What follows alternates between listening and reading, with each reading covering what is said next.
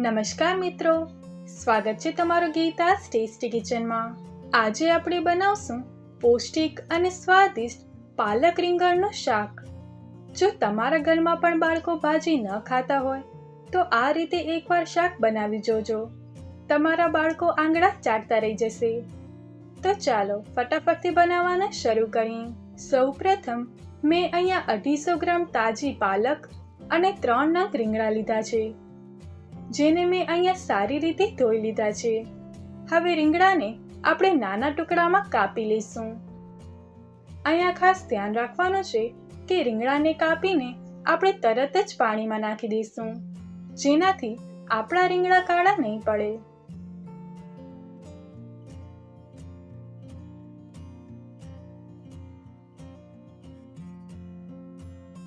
અહીંયા આપણે પાલકને પણ ઝીણી ઝીણી સુધારી લઈશું।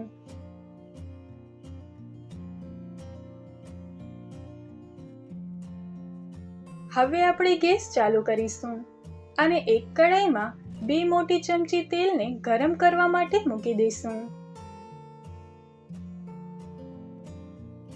આપણું તેલ ગરમ થાય એટલે તેમાં અડધી ચમચી રાઈ અને અડધી ચમચી જીરું ઉમેરીશું।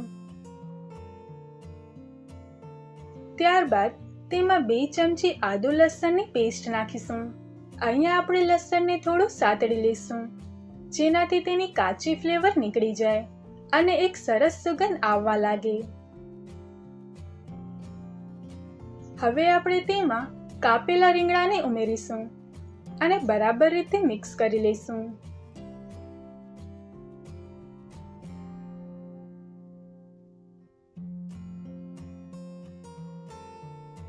આપણા રીંગણા થોડા ચડે એટલે તેમાં સમારેલી પાલક ઉમેરીને ફરીથી બધું મિક્સ કરી લઈશું।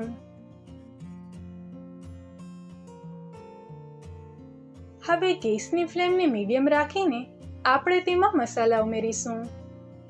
સૌથી પહેલા આપણે તેમાં 5 ચમચી હળદર, 1 ચમચી લાલ મરચું પાવડર, તમે તમારા સ્વાદ મુજબ વધુ કે ઓછું લઈ શકો છો, 5 ચમચી હિંગ,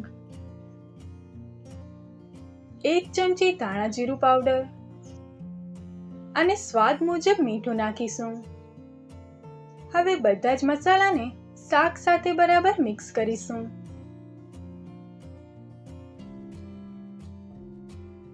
હવે કઢાઈ પર ઢાંકણ ઢાંકીને 5 થી 7 મિનિટ સુધી ધીમા તાપે ચડવા દઈશું।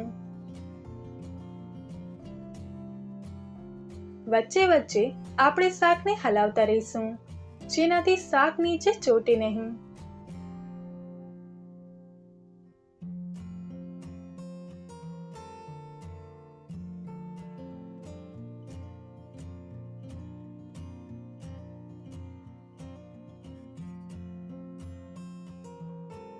જુઓ, રીંગણા અને પાલક એકદમ સરસ રીતે મિક્સ થઈ ગયા છે અને આપણું તેલ પણ છૂટું પડી ગયું છે।